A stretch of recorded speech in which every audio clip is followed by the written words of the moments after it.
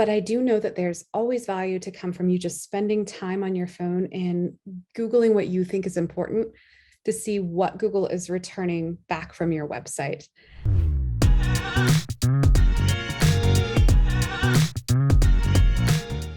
So the first one, crawling.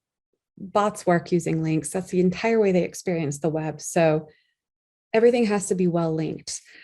These are essentially also votes for what's most important on your site, and not all votes are created equally. You want something to rank, make sure it's properly linked.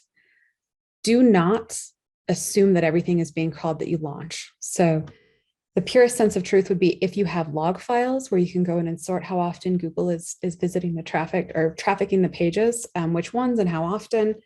Log files can be tough to access, so I recommend also using GSC. They have some really great free data there. Or for larger and more complex sites, it would be a good idea to invest in an enterprise crawler. Not only do you want to get the full scope, GSC only offers a sampling, but you can then use that data to make some significant impacts.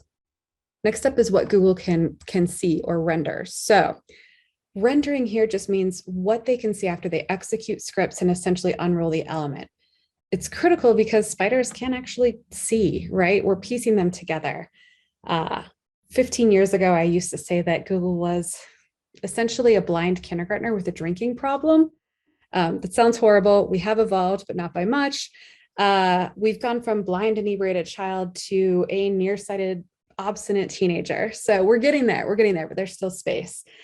And you need to know what's getting rendered. So we often see really big brands that spend quite a bit of money refreshing the website where traffic might tank because even though they've improved the functionality, there might be core content that bots aren't able to see or to render, or there might be calls to action or dynamic elements that are now so complex that it's tough for bots to move through that space.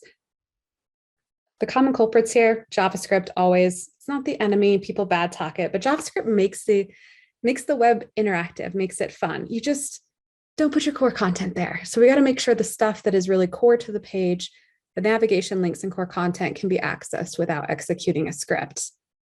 Marketing is also a culprit here. Any types of banners promoting products. You can see here Halloween jewelry. I love spooky season. If it's just text embedded in the image, bots can't read that and know what you're offering. And finally, just complex or interactive features. This could be separate from JavaScript, but ways that you move throughout the site that can trigger entirely new content that require that action. Those are very difficult to detect and solve as far as bots are concerned. So we have to test it. I love testing. Test all of the ways. So if you're not sure if something is rendered, you have a few different ways to do this. So if it's content, grab a sentence, put it in quotes and search it. Google will tell you if it comes up with the page. If you just want to look at a specific page, Google Mobile Friendly Search actually has a great feature where they'll not only tell you where it's mobile friendly, but they'll show you a rendered view. So you can grab that and see if the bot sees the page the same way you want it to. And the third way, my favorite, but takes a couple clicks, is if you are using Chrome developer tools. So go to an important page on your site, right click, hit inspect. Once there, I want you to find the gray gear, jump down and hit disable JavaScript and then reload the page. So in this example, the entire core part or main part of that page does not render at all with JavaScript off. There's no graceful degradation. So it essentially becomes blank.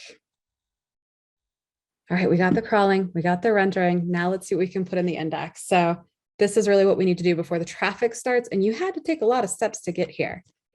But now let's go see what's in there. Google yourself, do a site operator, look for specific pages, just get in there and start seeing what Google is pulling up.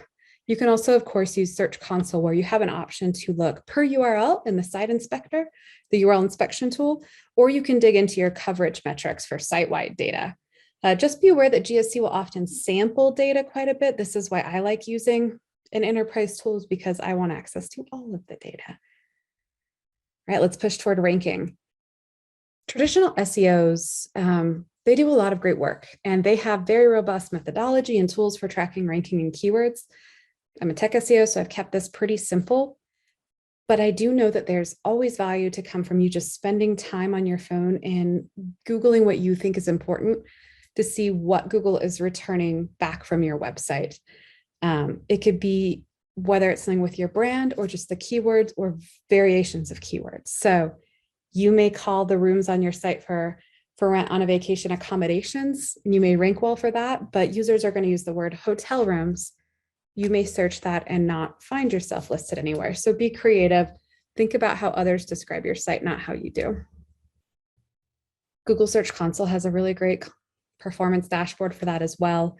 I like to dig and see through trends, but then go a little bit further and start looking at what pages rank for what queries, what pages might have performed really well in the short term and then dropped. How have the queries changed over time? Have you gone from volume in branded to shared volume in non-branded, which would be a very healthy indicator that you're competing more broadly.